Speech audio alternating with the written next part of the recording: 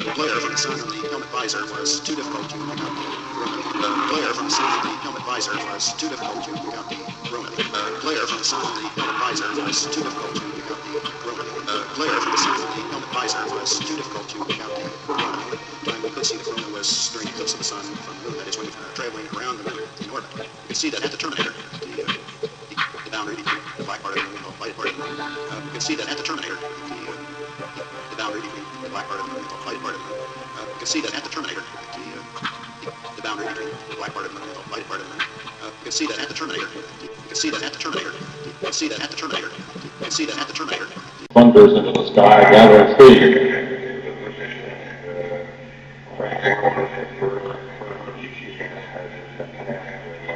At this point, Victor has been given a go for staging. She's now more than 30 miles high, 4,300 miles an hour speed. Says the inboard engine. 2 minutes, 25 seconds.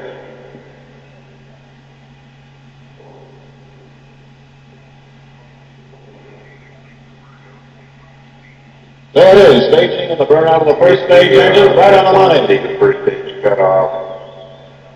S2 having items we can confirm. And the thrust looks good. All engines, all sources show the second stage is burning perfectly. 2 minutes, 51 seconds into the mission. 6,000 miles an hour, more than 225,000. Lacking the ability to slow down, the spacecraft hurtled faster and faster toward the surface, sending back pictures until the final moment.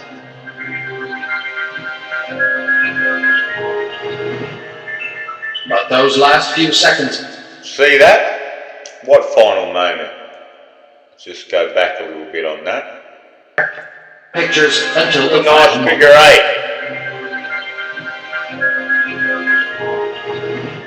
8. White. Those last few seconds of flight brought the moon closer than ever before. Oh, look. Oh, I see. They're showing you a few here. But look. Cheese. A piece of cheese. NASA had finally proved they could get a spacecraft to the moon. The next step in understanding its surface better was to attempt a landing. The unmanned surveyor probe was designed to touch down gently in the soft lunar dust. At least that was the plan. When the surveyor landed, it bounced something like 10 feet in the air and then continued to bounce a few more bounces until it finally came to rest. It's bouncing around. How come the one with the men didn't bounce around? Isn't that an interesting little difference?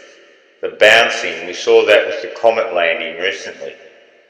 Therefore, we realized the lunar surface itself would probably consisted of a very fine layer of upper layer and a very hard surface beneath it. The Surveyor 3 mission proved that the moon's surface could support a wheeled exploration vehicle. Armed with these first direct measurements from the lunar surface, Ferenc Pavliks began locomotion tests on Earth. We know from the surveyor test wind-blown sand is very similar to what the lunar surface is covered with. And that's why we selected this sand dune area.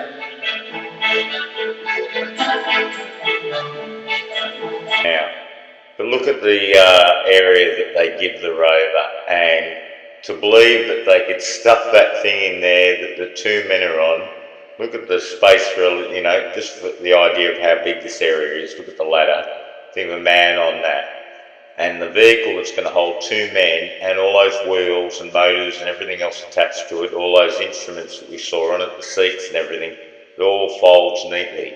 And this is what you've got to watch. And this is what really shows the BS involved in this. Bigger than the trunk of a station wagon. So I called my very best engineer, Ferenc Pavliks, and said, Ferenc, here's what we have to work with. See what you can do. Sure enough, in less than a month, he had come up with a configuration that was very unique.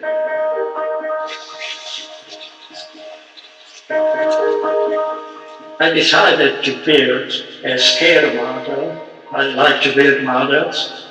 It was a family affair. My wife helped in making the sheets, and I used the GTI Joe toy of my 7-year-old son to be the astronaut. Yes, a 7-year-old son. I want you to take note of that one. Take note of the watching view. They always have to keep time.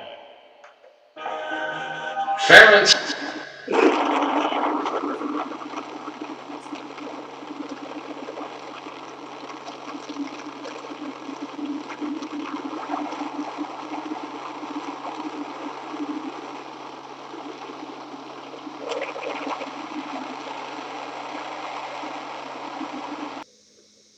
Now here is a diagrammatic representation of the moon mission from NASA's official videos. And you can see how the Eagle comes out of the rocket and then has to do a complete flip and dock with the command module so the astronauts can get in it. Then it breaks apart again and it comes back a few days later and redocks, of course.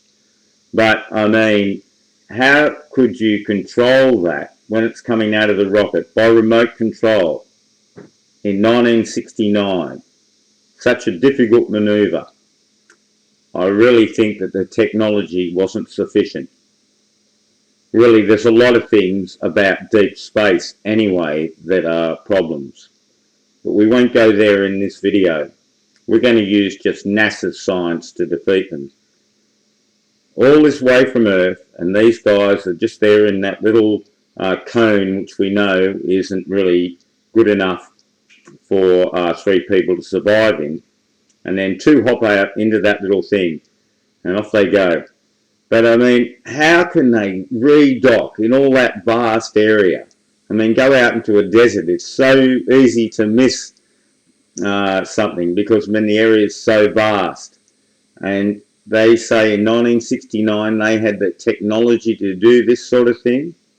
I think that's crazy. Really crazy. Look at the way it docks in there. But especially when it has to control itself. When it comes out of the rocket and it's unmanned and it does this little flip and it docks with the command module. That really is a difficult part of the operation. Totally difficult. And totally hard to believe that they could do this in 1969. And I'll play you the commentary here. The player from the sun and the helmet visor was too difficult to pick up. The player from the sun and the helmet visor was too difficult to pick up. The player from the sun and the helmet visor was too difficult to pick up. The player from the sun and the helmet visor was too difficult to pick up. Time we could see the corona was during the eclipse of the sun from Moon that is 2020. The launch of Apollo 11. Now, people examine the walking on the moon for the fakery of Apollo 11, but I say that we can actually look at the launch and see that it's as fraudulent as hell. Now, this is the official launch from NASA with the crowd and everything here. I'm showing you in a second, you'll see the crowd. But look at those clouds and that black sky. And a very strange thing happens here right now. You can see the fumes, too, the black fumes that are coming behind. But in a second now, you'll see that the camera turns, but it actually looks like the background is being turned, if you see. There's something very strange about that in itself. And see that trail? No wonder this guy is laughing. But here in a second, they show you this. Space Raven at work, and that black sky has turned blue. And the exhaust from the engine has no red in it whatsoever. But in the original one, it's quite orange-red, as you can see there. Now there's the two for you to compare. Does that look right to you? The rockets even look a little bit different. One on the right looks fatter, as you can see. And the fumes are longer on the left, but certainly no orange-red. So why is that? That just is not right. It should be the same. It's supposed to be official footage from NASA, and this is what they show you. They must just be laughing their heads off, saying, gee, We gave them real fakery and they swallowed it. They swallowed it whole. Let's look at a little bit more about this launch. 35 seconds and counting. We are still go with Apollo 11. 30 seconds and counting. The player from the sun on the helmet visor was too difficult to pick up. The player from the sun on the helmet visor was too difficult to pick up the room. The player from the sun on the helmet visor was too difficult to pick up the room. The player from the sun on the helmet visor was too difficult to pick up the room. And we could see the room was during the eclipse of the sun from that is when